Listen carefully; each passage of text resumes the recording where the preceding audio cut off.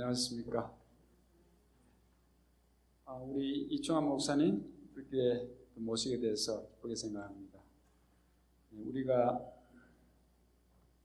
복음을 땅끝까지 전파하는 일에 있어서 정말 우리 청년들을 선교사로서 우리의 자녀들을 보낼 수 있는 그런 사업을 우리 한국교회가 하고 있다는 사실이 얼마나 자랑스러운 일인지 모르겠습니다.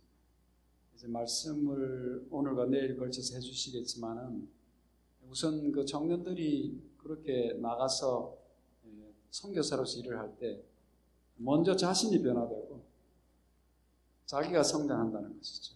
그래서 그 헌신을 하나님께서 받아주시고 그 젊은이들을 통해서 그 가정을 변화시키고 또 복음을 널리 전하게 해주신 하나님께 감사를 드리고, 이번에 목사님 또 특별히 저희 교회에 오셔서 이 사업을 소개해 주시고 우리도 같이 동참할 수 있도록 또 하나님께서 기회를 주셔서 감사합니다.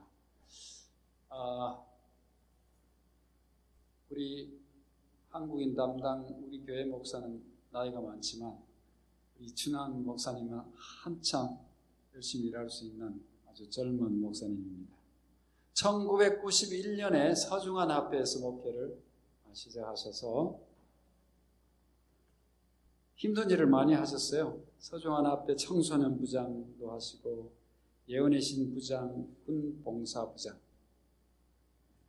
그런 일들을 역임하신 후에 앤드루스에 와가지고 신학대학원에서 목회학 박사 과정을 마치셨습니다. 그 다음에 그 후에 오하이오 중앙교회로 가셔서 심호하셨는데요.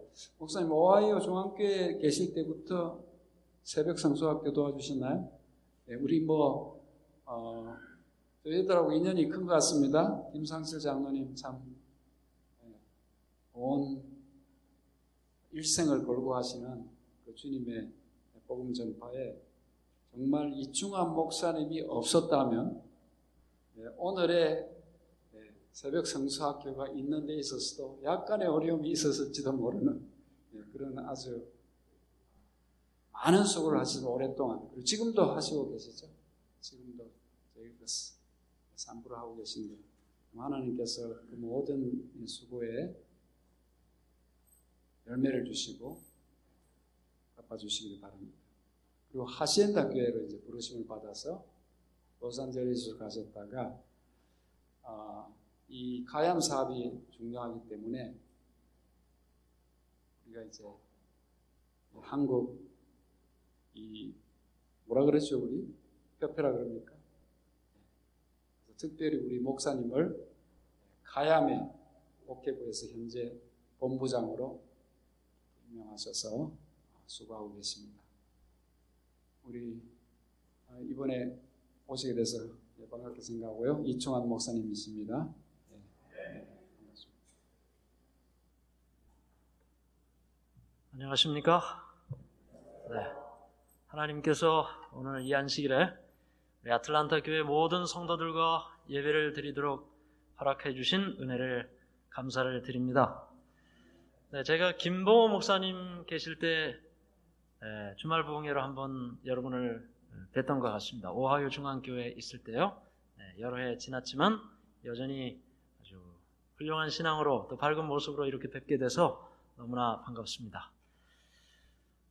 새벽 성소학교 잊을 수가 없습니다. 제가 미국에서 목회를 하고 미국에서 목회를 하기 위해서가 아니라 미국에 남게 된 주된 이유는 새벽 성소학교였다고 생각을 합니다. 한국에 가서도 해야 할 일이 많이 있었을 텐데 말씀을 전하고 그 말씀에 반응하는 많은 사람들을 만날 수 있는 이 놀라운 특권을 한국 가서 과연 경험할 수 있을까? 그러던 차에 부르심이 있어서 이 미주에서 목회를 시작을 했고, 또 목사님 소개해 주신 것처럼 현재는 카얌을 위해서 봉사를 하고 있습니다. 그래서 이 카얌을 통해서 여러 학교에 찾아뵙고 또 매년 카얌 프로그램이 진행이 되기 때문에 카얌에 관련된 소식도 전하고 또 함께 기도도 해주시고 또 후원도 해주시고, 그래서 매년 카얌 사업이 여러분의 기도와 후원을 통해서 진행되고 있음을 감사하게 생각합니다. 제가 금요일과 안식일 이렇게 교회에서 말씀을 전할 때는 금요일에는 성경과 또는 예언의 신에 관련된 말씀을 전하고 카야에 관련된 것은 안식일에 중점적으로 소개를 드리고 있습니다. 드리고 싶은 말씀은 참 많은데 새벽성서학교에 관련된 이야기도 중국 사업이 또 지금 진행되고 있거든요. 언제 기회가 되면 또 말씀을 전할 수 있는 기회가 있으리라 생각이 됩니다. 오늘은 이 시간에 어둠 속에 사라진 별들이라는 제목으로 함께 말씀을 나누도록 하겠습니다. 제가 오늘 비행기를 타고 오는데 제가 로마린다에 살고 있습니다. 그래서 아들, 딸이 지금 로마린다 치대 약대 25살, 23살 다니고 있기 때문에 로마린다에 살고 있습니다. 그래서 가까운 그 로마린다에 가까운 공항이 온타리오 공항이거든요. 거기서 6시 비행기를 타고 여기 3시 좀 못 돼서 도착을 해서 운전을 해가지고 하준농원에서 우리 김상철 장로님과 우리 오성원 사모님을 만나서 맛있게 좀 저녁을 먹고 그리고 왔는데 비행기를 타고 이렇게 내리는데 아주 두꺼운 구름이 이렇게 쫙 깔려 있더라고요. 그래서 구름 위로 올 때는 몰랐는데 착륙을 해야 되니까 구름을 통과해야 되잖아요. 그래서 구름을 통과할 때는 비행기가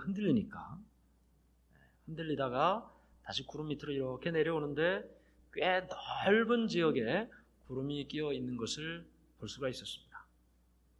내려서 이렇게 오는데 비도 흩뿌리고 오전에는 비가 왔다고 들었습니다. 캄캄한 그 어둠, 그 구름, 또 구름에 흔들리는 그 비행기처럼 우리가 신앙을 하다 보면 우리와 함께 신앙을 하던 사람들 가운데 그 어둠 속에 사라져가는 사람들의 모습을 보게 됩니다. 오늘은 그런 이야기를 함께 말씀을 통해 나누고자 합니다. 여기 디모데후서 2장 15절에 이렇게 바울은 디모데에게 이야기를 했습니다. 너는 진리의 말씀을 옳게 분별하며 부끄러울 것이 없는 일꾼으로 인정된 자로 자신을 하나님 앞에 드리기를 힘쓰라. 진리의 말씀을 옳게 분별할 수 있도록 말씀을 깊이 연구하고 하나님의 일을 하기에 부끄러움이 없고 부족함이 없도록 일꾼으로 인정된 자로 하나님 앞에 드려지기 위해 열심히 힘써 살라는 것이죠. 이것은 우리 각자가 주님을 믿는 믿음 가운데 매일매일 나의 믿음을 새롭게 하고 내일도 오늘처럼 견고한 믿음으로 살도록 그렇게 자신을 점검해야 될 필요를 생각하게 합니다. 여기 제가 지난 10월 16일 미주 중앙일보 LA판에 있는 광고를 소개를 해 드리려고 하는데요. 아마 여러분들이 많이 아시리라고 생각이 됩니다. 뉴스타트 건강 세미나의 이상구 박사가 안식일 교회를 떠나면서 이렇게 광고를 냈습니다. 그래서 쭉 이제 지면이 광고비를 내고 광고를 내야 되는 거니까 지면이 짧죠. 그래서 그 내용에 모든 내용을 실을 수는 없고 간단히 요약하면 왜 내가 이 교회를 떠나는가에 대한 요약으로 2가지를 이야기를 했습니다. 첫 번째는 조사심판, 2300주야로 설명이 되는 이 조사심판을 통해서 이 구원받은 자들에 대한 심판이 진행된다고 하는데 그것을 본인은 믿을 수가 없다. 그러니까 십자가에서 예수님의 희생을 통해 온 인류의 구원이 이루어졌는데 또 무슨 심판이 필요하단 말인가. 그 이야기를 썼고 그 다음 2번째는 와이프 부인의 글을 인정할 수가 없다. 이 2가지를 이야기하면서 본인이 이렇게 떠나는데 혹시 본인 때문에 이 교회에 신앙을 시작하신 분들은 믿음의 길을 잘 선택하라는 그런 이야기를 이 광고를 통해서 이야기했습니다. 항상 이 떠나는 사람과 남는 사람의 관계는 어떻습니까? 떠나는 사람은 좋은 관계로 떠나기는 쉽지가 않습니다. 그렇죠? 또 남는 사람이 떠나는 사람을 좋게 생각하기도 쉽지가 않습니다. 인간적인 관계를 뒤로 하고 우리는 이 일을 성경과 또 예언의 신과 또 우리 교회 역사를 통해서 어떻게 받아들이고 또 어떻게 이해해야 하며 오늘 우리에게 얼마 전에 일어난 이 일을 과연 나의 신앙은 어떤 이 일에 반응을 해야 될까를 좀 생각해 보는 것이 좋지 않을까. 제가 이 말씀을 좀 준비를 하게 됐습니다. 고린도전서 9장 27절에 내가 내 몸을 저 복종하게 함은 내가 남에게 전파한 후에 자신이 도리어 버림을 당할까 두려워함이로다. 말씀을 전하는 사람으로서 내가 더 다른 사람에게 말하는 것보다 더 나 스스로에게 더 가혹하게 그 말씀을 적용시켜야 함은 내가 이 말씀을 전한 후에 저 사람은 구원받고 말씀을 전한 나는 구원받지 못하면 안 되니까 더 강력하게 더 가혹하게 그 말씀을 나에게 적용해야 된다. 그런 말이죠. 와이프는 이렇게 우리에게 말씀을 하셨습니다. 우리가 그토록 신뢰했고 강철처럼 원칙에 충실하다고 여겼던 사람들의 배도를 목격하게 될 것이다. 남의 일이라고 생각하지 마시고 어쩌면 나일 수도 있다라는 생각으로 우리가 말씀을 보는 게 훨씬 좋겠죠. 그렇죠? 그토록 신뢰했고 강철처럼 원칙에 충실하다고 여겼던 사람들의 배도를 목격하게 될 것이다. 참 두려운 말입니다. 누가 장담할 수 있겠습니까? 선줄로 생각하는 자는 넘어질까 조심하라. 어떻게 우리 앞에 어떤 일이 일어날지 알 수 있겠습니까? 장담할 수 없는 것이죠. 그저 우리가 내일을 위하여 오늘 최선을 다하고 더욱더 주를 위하여 충성하고 말씀에 굳게 서는 일을 게을리하지 않는 일, 그것이 내일을 보장받는 오늘의 일이 될 것입니다. 우리는 오늘날 여러 예언의 신의 말씀을 통해서 흔들림의 시대에 살고 있다라는 사실을 깨닫습니다. 핍박을 통해서도 흔들림이 오고 고난과 핍박을 통해서도 흔들림이 오고요. 말씀에 올바로 서지 못해도 흔들림이 오고 이설과 진리를 떠난 여러 일들을 통해서도 흔들림이 오는 것입니다. 모르겠습니다. 우리 아틀란타 교회에는 그런 분이 계신지 모르겠지만 사실 어떤 교회는 이상구 박사를 통하여 우리 교회를 알게 됐고 우리 교회 신앙을 시작하고 그런 분들이 있습니다. 그런 분들이 생각할 때 지금 과연 이상구 박사가 한 이와 같은 행동을 자신의 신앙에 과연 어떻게 받아들일까? 염려하지 않을 수가 없죠. 이상구 박사를 통해 질병이 치유가 되고 자신이 건강을 회복했는데 이상구 박사가 한 이 일에 대해서 과연 자신의 삶과 신앙을 어떻게 결정해야 될까? 그 본인에게는 보통 어려운 일이 아닐 수가 없는 것입니다. 그렇기 때문에 한 사람에 대한 생각으로 신앙을 하는 것이 아니라 우리가 믿는 대상이 주님이고 우리가 믿는 기준이 성경이라면 이 말씀과 하나님을 통해서 이 모든 상황 가운데 어떻게 신앙을 앞으로 단단하게 견고하게 이끌어갈 것인가 생각해야 되는 것은 분명한 일이죠. 여기 교회증언 6권 335페이지 이렇게 말씀이 기록되어 있습니다. 우리는 흔들림의 시대에 살고 있다. 흔들릴 수 있는 모든 것이 흔들릴 때이다. 흔들릴 수 있는 모든 것이 흔들린다. 어제도 바람이 불었습니까? 네, 바람이 좀 부는군요. 동네가. 가을이 되면 바람이 좀 분다는 말씀을 들었습니다. 바람이 불면 좀 잘 붙어 있을 것만 같은 나뭇잎들도 일찍 떨어지죠. 바람이 안 불었으면 좀 더 붙어 있었을 텐데 신앙도 마찬가지입니다. 바람이 불고 흔들리는 일이 일어나면 좀 더 붙어 있을 만한 신앙이었음에도 불구하고 그 신앙에서 흔들리고 떨어지는 모습을 보게 되는 것이죠. 흔들릴 수 있는 모든 것이 흔들리게 될 것이다. 여러 내용을 통해서 도대체 무엇으로 흔들리나 두 가지로 이야기를 합니다. 첫 번째는 성소 기별에 대한 의심입니다. 특별히 하늘 성소죠. 하늘 성소. 제가 세미나리에 공부를 하러 갔더니 거기 있는 여러 훌륭한 교수님들이 우리 한국 학생들에게 아주 자랑스럽게 이야기를 하는데 남대국 목사님에 대한 이야기를 했습니다. 남대국 목사님이 앤드류스 신학대학원에서 박사학위를 쓰신 논문의 제목이 하늘성소에 관한 것입니다. 하늘성소. 그래서 이 앤드류스 대학에서 공부하는 많은 석학들이 이 남대국 목사님이 쓰신 그 하늘성소에 대한 논문을 참고하고 연구한 거예요. 그래서 많은 사람들이 우리 남 목사님에 대한 칭찬과 또 우리 한국인에 대한 자부심을 이야기해 줬습니다. 그런데 많은 사람들이 이 하늘성소 기별을 의심한다는 것입니다. 전도법 222, 223페이지. 영혼의 원수는 성소가 없다는 교리와 같은, 하늘성소가 없다는 교리와 같은 거짓 교리들을 끌어들일 것이다. 성소 문제는 그것으로 인하여 믿음에서 이탈하는 자들이 있게 될 문제 중에 하나가 될 것이다. 실제로 그렇습니다.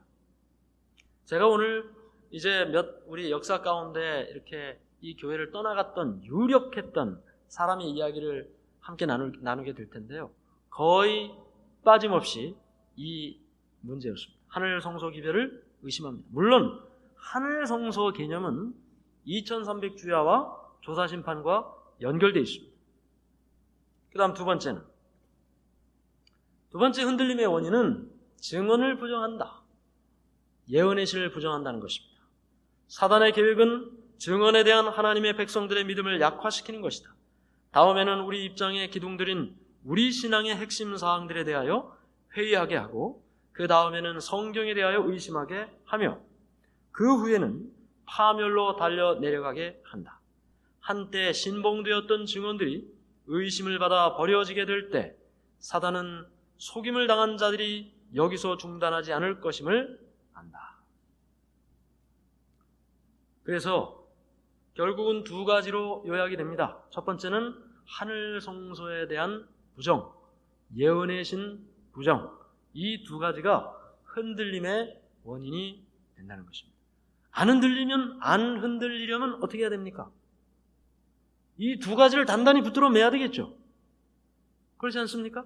흔들린 사람들의 원인이 이 두 가지라면 우리가 안 흔들리려면 이 두 가지 사실에 대한 분명한 확신을 가져야 되는 것입니다. 제가 지금 이제 카이암을 봉사하면서 남가주 목사회 회장으로 함께 봉사를 하고 있습니다. 근데 이게 LA에 이 신문이 났잖아요. LA. 그러니까 우리 교인들, 우리 목사님들이 다 이걸 보고 뭘 좀 어떻게 해야 되지 않느냐고. 이게 자꾸 연락이 와요. 그래서 이제 제가 여기서 다 집회를 하고 칼리지 데이에 있는 우리 서던 우리 애드벤티스트 유니버시티에 있는 지금 재학 중인 우리 카이암 학생들을 제가 일요일 날 가서 만나러 갑니다. 만나고 오고 월요일 날 이제 LA로 돌아가는데 화요일 날 남가주 목사님들이 다 모여서 회의를 하게 되어 있습니다. 근데 제가 이제 회의를 하기 위해서 한국연합회로 다 문의를 했어요. 지금까지 우리 한국연합회에서 이상구 박사에 대한 일에 대하여 어떤 조치와 일들이 있었는지 쭉 제가 한 6페이지에 걸쳐서 한국연합회 총무부장님의 답을 받았습니다. 우리 교단은 정말 잘못된 선택을 하는 사람에 대하여 진실하고 안타까운 마음으로 권유를 하고 진리를 가급적 깨닫도록 하기 위해서 최선의 노력을 하고 그와 반면에 우리 교회가 이런 모든 문제에 분명한 확신을 가질 수 있도록 흔들리지 않도록 말씀을 깊이 연구할 수 있는 그런 기회를 가졌습니다. 2017년 사경회를 이와 같은 주제를 했어요. 이와 같은 주제로. 그래서 사경회도 하고 심포지움도 하고 그다음 책도 여러 권을 내고 그래서 이 문제에 대하여 보다 더 깊은 말씀의 확신을 가질 수 있도록 한국교회가 해왔었습니다. 그래서 이제 아마 화요일 날 저희가 모이게 되면 저희도 아마 내년 초에 있을 사경회를 모르겠어요. 미국 전역은 모르겠지만 적어도 남가주에 있는 교회의 목사님들은 다른 데를 가도 이 내용으로 가서 가르치고 거기에 오시는 목사님도 그 내용으로 오셔서 가르치시도록 저희가 말씀을 드리려고 의논을 하고 있습니다. 그래서 이런 모든 일들을 우리가 살펴볼 때 결국은 우리가 말씀에 더욱더 굳게 서서 준비해야 함을 생각하게 되는 것입니다. 그런데 와이프인의 글에 보면 이 알파 오메가라는 그런 글이 있는데 여기 지금 성경에 보면 요한계시록 22장 13절에 알파 오메가라는 말이 나옵니다. 나는 알파와 오메가요 처음과 나중이요 시작과 끝이라. 예수님께서 처음과 나중이라는 말씀이죠. 알파 오메가는 이 헬라어의 알파벳의 첫 자와 마지막 자입니다. 알파벳 A와 Z 그 말처럼 헬라어의 알파와 오메가예요. 첫 자와 마지막 자. 그런데 화이트 부인이 이 말을 하는 의미는 그 이야기를 하려고 하는 것이 아니고 화이트 부인의 다른 기록에 보면 알파 오메가 처음과 끝이잖아요. 이 재림 교회의 시작 부분에 일어나는 반역을 알파 반역이라고 했어요. 그리고 마지막 시대에 일어날 반역을 오메가 반역이라고 했어요. 그래서 오늘 우리가 화이트 부인 당시 일어났던 그 알파 반역의 그 이야기를 우리가 함께 살펴보고자 합니다. 네. 자, 잠깐만요.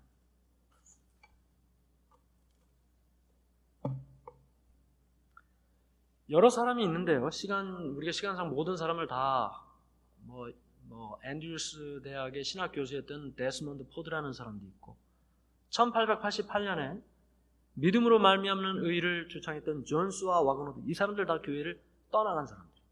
한때는 교회에서 충성스럽게 일을 했지만 그러나 마지막에는 교회를 다 떠나간 사람들.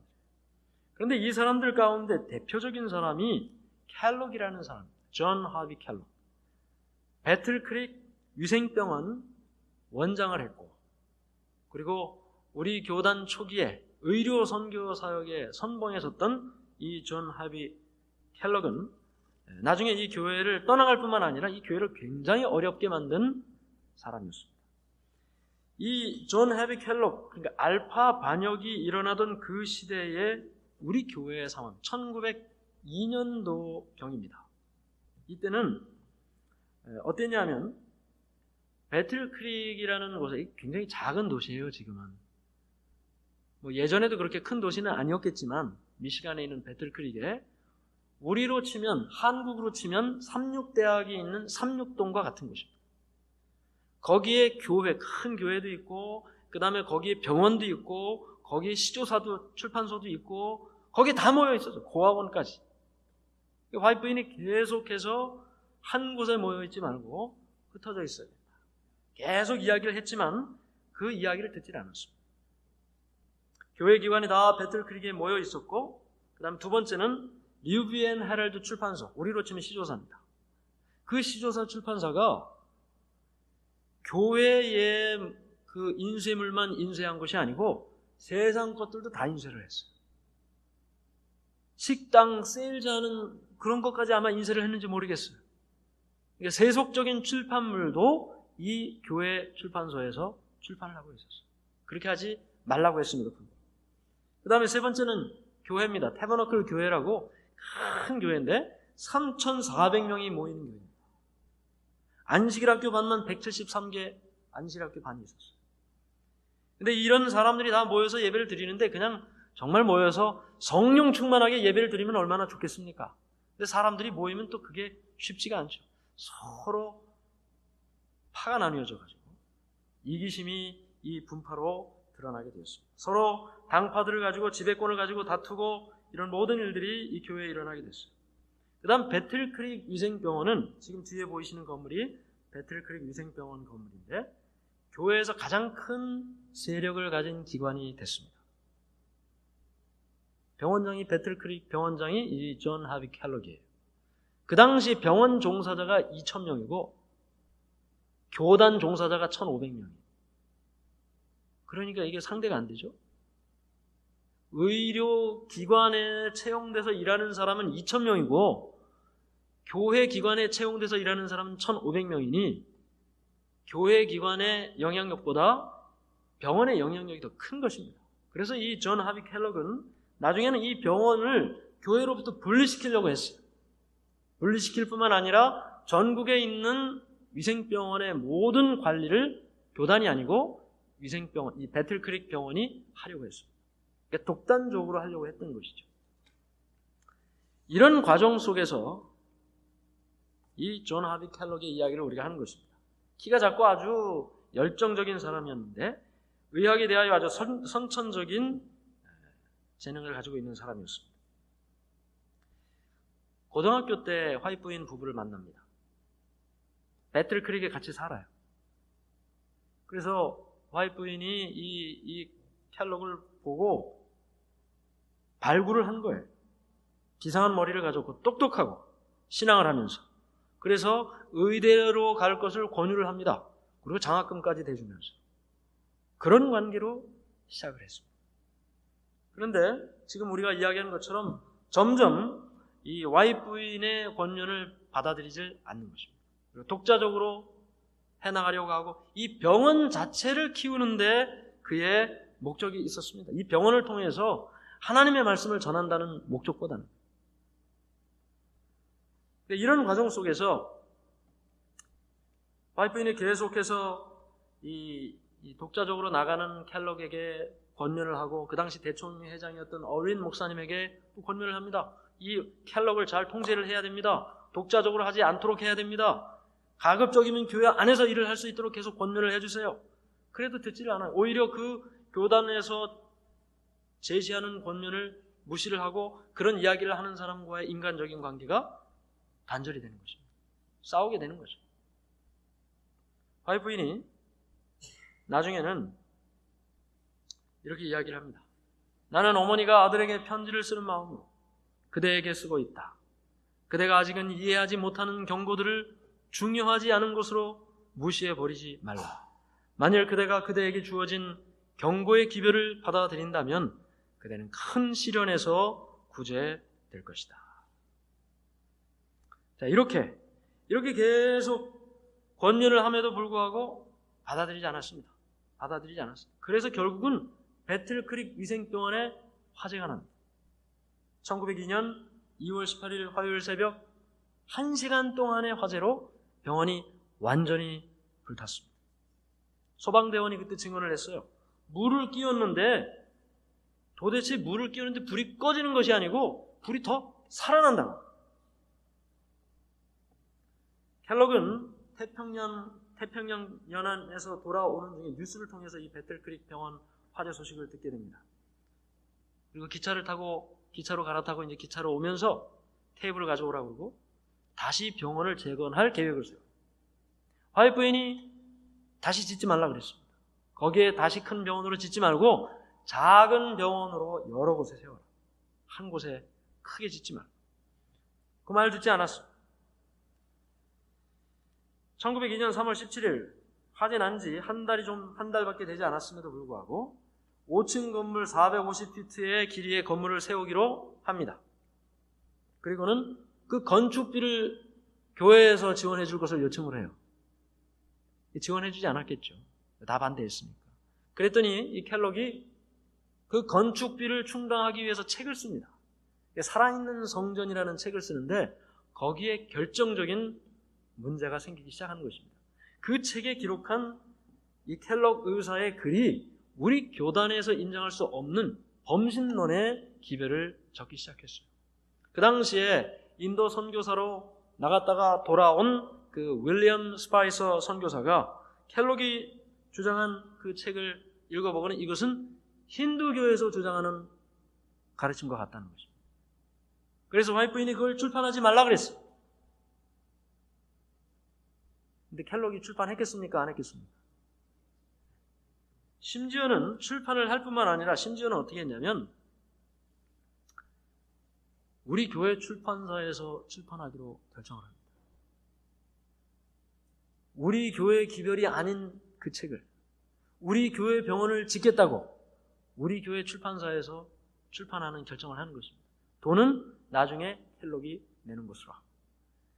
이때 어떤 일이 일어나는가? 다 인쇄 철자도 다 활자도 다 만들어 놓고 종이도 다 재단해서 이제 내일이면 인쇄를 하려고 하는데 그 출판소에 화재가 났습니다. 다 탔어요.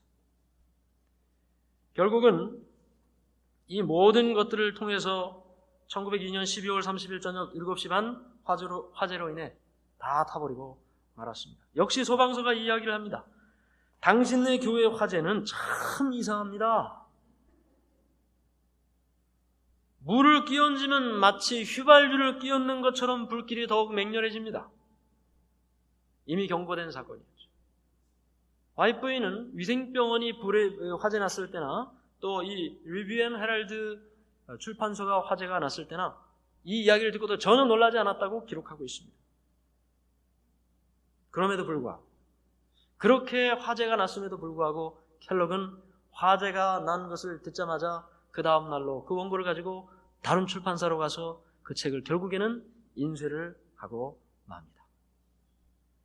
결국 이런 과정을 통해서 켈럭은 이 교회를 떠나가게 됐고, 물론 사회적으로는 켈럭 그 시리얼도 만들고 피너츠 버터도 만들고 비즈니스맨으로 성공한 사람이 되었지만, 그러나 믿음 안에서는 하나님의 말씀을 높이 전할 수 있는 그런 도구로 충분히 살 수 있었을 텐데 그는 그 길을 거절하고 이 교회를 떠나간 사람이 됐던 것입니다. 여러분 생각해 보십시오. 그 당시 교회의 켈럭의 위상이 얼마나 컸을지, 이 존스와 와그너 이 사람들이 다 이 켈럭의 도움을 받고 이 서로 다 왕래하고 그렇게 살던 사람이었습니다. 그가 이 교회를 떠난, 이 교회를 배도한 그 일은 아마 많은 사람들에게 영향을 미쳤을 것이고 그 당시 교회에 큰 어려움이 되었었을 것입니다. 그런데 우리가 생각하는 이 켈럭 외에 또 한 사람이 있습니다. 그 전에 살던 사람인데 1907년 배틀크릭 교회에서 이 켈럭의 이름을 명명책에서 제거하는 일이 있게 됐습니다. 화이트인이 그 이후에도 계속 권면을 하고 돌아오기를 호소했는데 돌아오지 않았습니다. 케넌 라이트라는 사람을 우리가 또 생각해 볼 수 있습니다. 이 케넌 라이트는 1859년 19살 때 재림신앙을 받아들였습니다. 1859년, 켈럭보다 전시대 사람입니다. 1864년 24살 때 목사 안수를 받고 열심히 교회에서 일을 했습니다. 그러다가 1869년 또 1873년 이렇게 열심히 일을 하다가 와이프하고 열심히 일을 하다가 너무 힘드니까 좀 어떻게 야영을 같이 갔어요. 와이프 부인하고 제임스 와인 목사님 이 부부하고 그 다음에 이 켄 라이트 부부하고 같이 갔어요. 근데 같이 이 얘기 저 얘기 하다가 와이프 부인이 좀 충고를 한 것 같아요. 자네는 이렇고 이건 참 잘하는데 이게 조금 보완이 되면 더 큰 종이 될 거야. 근데 이 켄 라이트가 그 충고를 듣고는 화가 나서 그 길로 목회를 중단하고 캘리포니아로 이사를 가서 농장 일을 하기 시작합니다. 나중에 또 설득해가지고 교회로 돌아왔어요. 열심히 또 신앙하고 또 목사 일을 했습니다. 그러다가 어느 날 그의 아내가 죽게 됩니다. 아내가 죽고 두 아이를 혼자 키워요. 쉬운 일이 아니죠. 그러다가 또 이런 좀 어려운 일이 있다가 교회를 잠깐 떠났다가 다시 교회 나오다가 재혼을 했습니다. 재혼해서 얼마 있었는데 14개월 된 그 아들이 또 죽었습니다. 자, 인생에 있어서 한 번 어려움을 겪는 것도 쉬운 일이 아닌데 연거푸 이런 일들을 겪는 것 참 어려운 일이죠. 그럼에도 불구하고 그는 열심히 하나님의 말씀을 전하고 그리고 그가 믿는 그 믿음을 증거하면서 사람들에게 이런 일들을 했습니다. 이렇게 글을 썼어요. 의심의 도성에 사는 자들에게라는 글을 썼어요. 그는 이 글 말미에 이런 이야기를 했습니다. 모든 불만과 의심의 진정한 원인들로서 교만, 변화되지 않는 마음, 진정한 겸손의 결핍, 하나님의 인도하심에 기쁘게 굴복하지 않으려는 마음, 이것이 결국은 불만과 의심의 원인이 된다는 것입니다. 근데 제가 이거를 조사를 하고 이렇게 준비를 하다 보니까 자기 이야기를 쓴 것 같아요.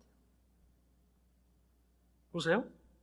의심의 도성에 사는 자들, 하나님을 의심하고 진리를 의심하는 그 사람이 어디에서부터 시작이 된다고요? 교만한 마음에서 시작이 된다. 변화되지 않은 마음에서 시작이 되고 진정한 겸손이 결핍됐을 때 이런 의심이 일어난다는 것이죠. 그래서 이 모든 일들이 참 좋은 글을 썼는데, 왜냐면 왜 제가 이런 생각을 하게 됐냐면, 이게 1881년 이 이야기를 했거든요. 그리고 몇 년 동안 열심히 했습니다. 성경 교사로도 열심히 하고 교회 집회도 열심히 다니고 정기 강행물에 글도 열심히 쓰고, 1887년에 당시 대총회장이었던 버틀러 목사에게 나는 더 이상 재림교회 신앙을 할 수 없습니다. 통보했어요.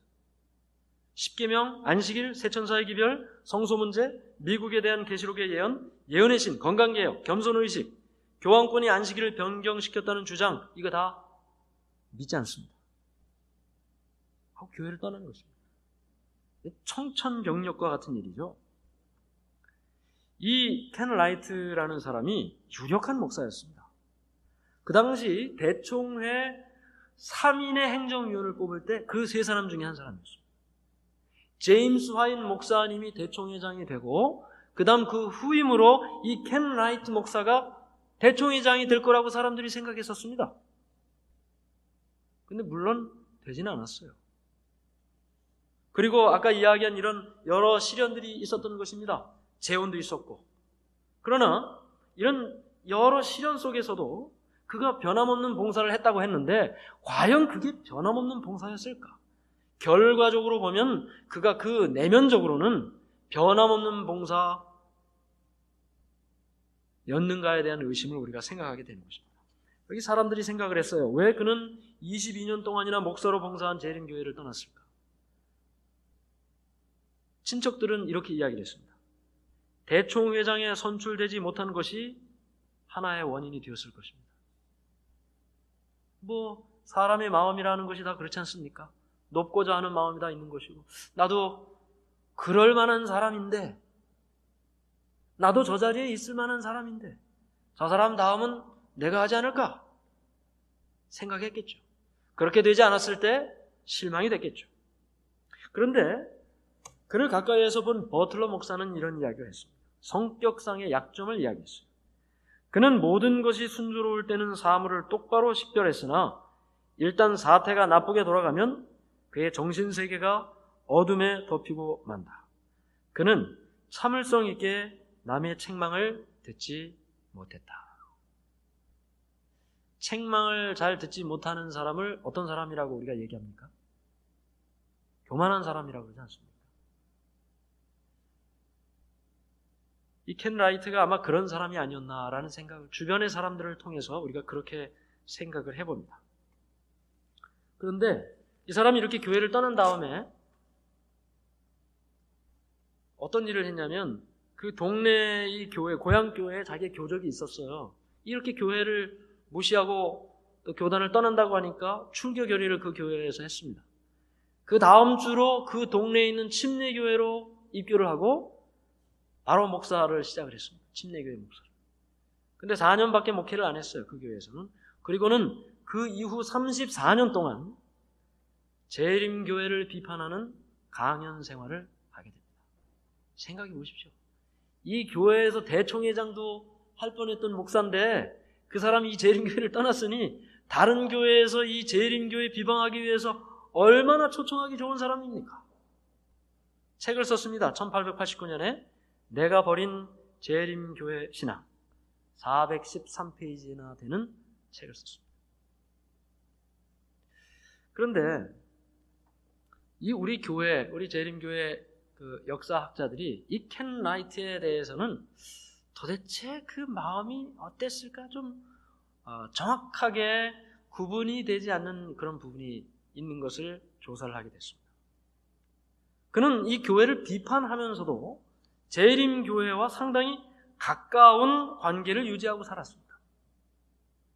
그럴 것 같아요.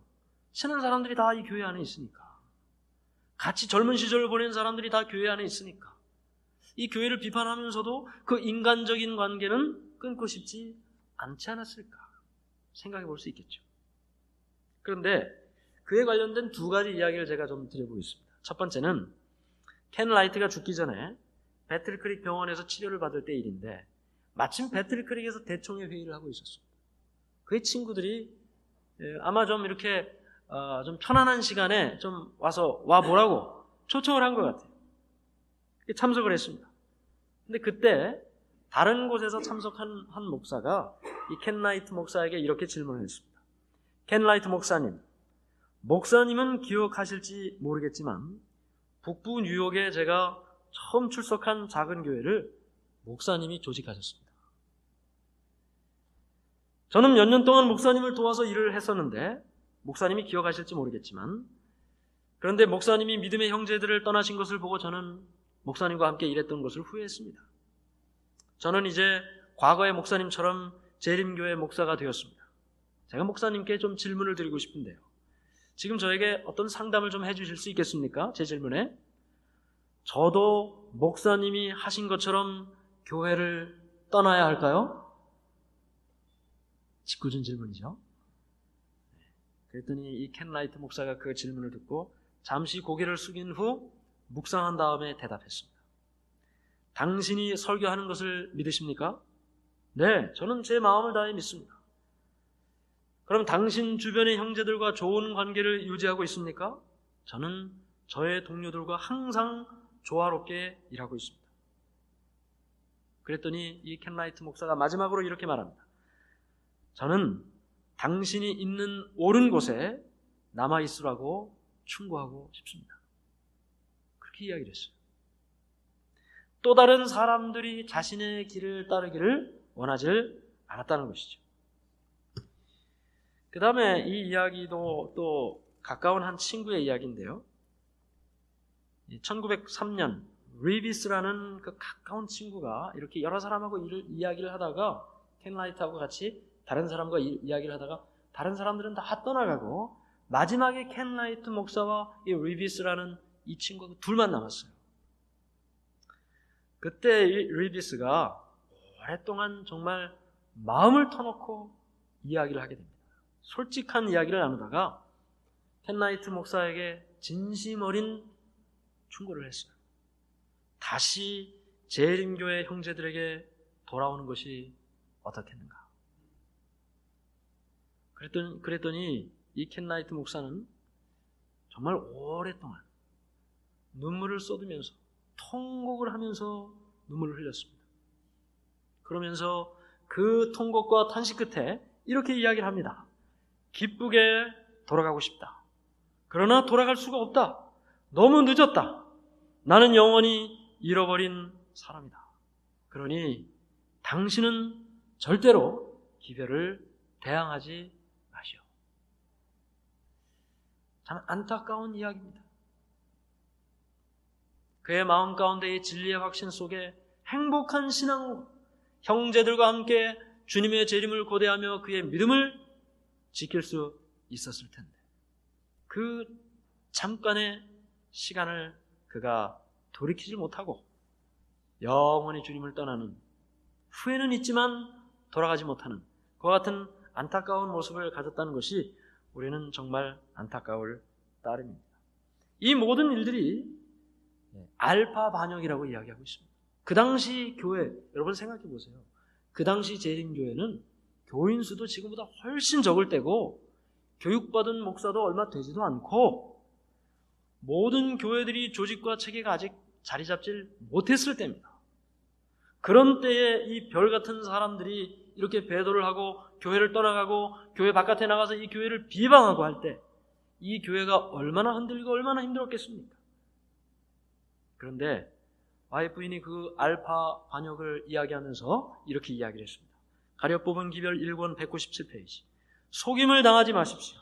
많은 사람들이 믿음을 버리고 떠날 것입니다. 미혹하는 영들과 마귀의 교리들을 조심하십시오. 우리들 앞에 이 위험의 알파가 보이기 시작합니다. 오메가 뭐라고요? 마지막 때 일어날 반역. 오메가는 가장 놀라운 성격을 띠고 나타날 것입니다. 알파 반역보다도 훨씬 더 크게 나타날 것이라. 우리가 어떻게 대처해야 되겠습니까?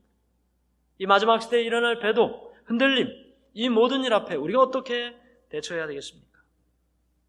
여기 계속되는 말씀에 어디를 통해서 공격이 오는가, 어디를 통해서 반역이 오는가, 우리가 아까 처음에 살펴봤죠. 특히 하늘 지성소에서의 그리스도의 봉사에 관한 문제와 조사심판이죠. 대제사장으로서 지성소 봉사를 하고 있는 이 일, 조사심판에 관한 이야기입니다. 요한계시록 14장의 천사들이 전해준 이 마지막 날을 위한 천국의 기별, 세 천사의 기별에 대하여는 더욱 공격이 치열하였다. 그러므로 우리가 이 모든 공격 앞에, 이 알파, 오메가 반역 앞에 어떻게 대처해야 될 것인가? 성경의 진리로 마음을 견고히 하라. 성경의 진리로 마음을 견고히 방어한 자들 외에는 아무도 최후의 대쟁투를 견디지 못할 것이다. 결정의 시간은 이제 박두에 있다. 우리의 발은 하나님의 변함없는 말씀의 반석 위에 굳게 서 있는가? 우리는 하나님의 계명과 예수의 믿음의 보호 아래 굳게 설 준비를 갖추고 있는가? 말씀에 굳게 서는 일만이 이 흔들림에서 살아날 수 있는 길이라고 말하고 있습니다. 노종표가 되는 진리를 벗어난다. 특별히 우리가 이 재림교회가 시작할 때부터, 출발할 때부터 가졌던 그 근본적인 진리들, 우리의 믿음의 조상들이 그의 목숨과 그의 재산과 그의 모든 것을 희생하면서까지도 절대로 포기하지 않았던 그 진리들을, 그 노종표와 같은 그 진리들을 붙들고 든든히 서야 된다는 것입니다. 이게 노종표가 되는 진리들을 보존하라 했는데, 오늘날의 우리를 진리의 토대 위에 서게 한 노종표들이 든든히 보존되어야 하며, 하나님께서 당신의 말씀과 성령의 증거를 통하여 예고하신 그대로 노종표들은 보존될 것이다. 주님께서는 우리가 확실한 권위의 기초를 둔 근본적인 원칙들을 믿음의 손으로 굳게 붙잡고 나가기를 요구하신다. 결국은 이 재림교회의 기둥 같은 그 진리의 기둥들을 굳건히 붙들고 그 말씀의 확신을 갖고 살지 않는 한 이 흔들림에서 누구도 예외 없이 흔들리고 떠날 수 있다는 것을 우리가 이야기하면서 그 기둥들 하나하나를 살펴보고 깊은 확신을 가지고 말씀을 연구할 때 이 흔들림의 바다를 순항할 수 있다라는 사실을 말하고 있습니다. 그렇지 않으면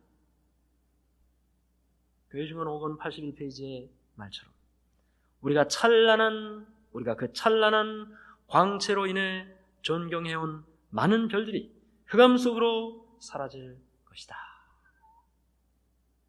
저는 이 말씀을 준비하면서 어둠 속으로 사라진 별들인데 이 제목이 말씀을 연구하니까 캄캄해요. 이 떠나간 사람들을 보니까, 어둠 속으로 떠나간 사람들을 보니까 캄캄해요. 근데 우리가 그 어둠을 바라보고 사는 사람들이 아니죠. 우리는 저 하늘을 바라보고 그 하늘을 향하여 말씀을 오른손과 왼손에 잘 붙들고 하늘을 향해 한 걸음 한 걸음 나가는 사람들입니다. 물론 화이트부인이 계시를 보는 것처럼 하늘을 가는 그 길이 점점 좁아져서 같이 걷던 사람들이 하나둘 떨어지고 들고 간 거 많은 사람들이 다 하나씩 다 버려야 되고 길이 힘들지만 그 길을 가는 사람들, 하늘을 바라보고 가는 사람만이 그 문 앞에 당도할 수 있다고 말하고 있습니다. 저는 제가 이 시간을 마치면서 사실은 제가 지금 딱 맞춰야 될 시간인데, 제가 정말 사랑하는 그 한 찬송이 있는데 이번 찬미가에 이렇게 개편이 되면서 이 곡이 찬미가에 들어갔어요. 그래서 제가 이 찬미가 본향을 그리워하는 내용인데, 어두움 가운데 사라지는 그 별들이 아니라 우리가 정말 휘황찬란한 가운데 하늘을 향해, 하늘 본향을 향해 나가는 마음으로 우리가 믿음으로 살자는 그런 마음으로 제가 이 찬미를 이 시간에 좀 불러보려고 하는데 괜찮겠습니까? 네, 그러면 찬미가는 602장인데요. 가사가 예전하고 조금 달라졌지만 제가 예전 가사로 이 가사로 좀 불러보도록 하겠습니다. 네. 조금 천천히 부르도록 하겠습니다. 그리운 내 본향, 주 약속하신 본향 바라보니 내 맘 평화 가득해. 이 땅의 길손들 기쁘게 만나 영원한 식 얻는 것. 맘 괴로움 없고 염려 없는 저 하늘 본향 그리워. 제가 2절 간주 없이 부르겠습니다.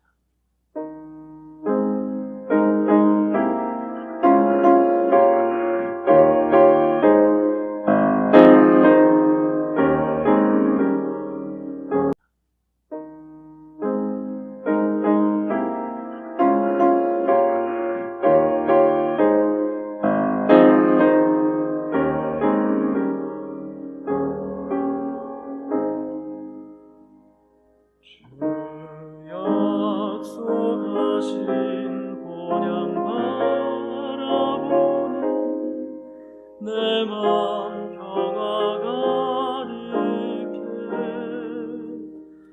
이 땅의 길손들 기쁘게 만나 영원한 식 얻는 곳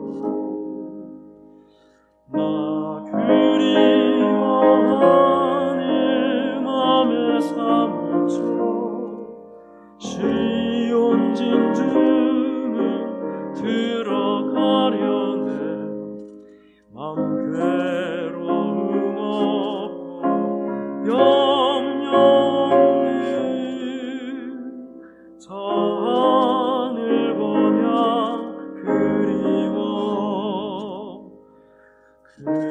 그리운 저 하늘 가기 원해 주님 만날 내보냐 이 땅 위에 지친 순례자들이 영원한 식 없는 곳 나 그리워하는 맘의 삶을 쳐 시온 진주는 들어가려네 맘 괴로움 없고 염려 없는 저 하늘 보냐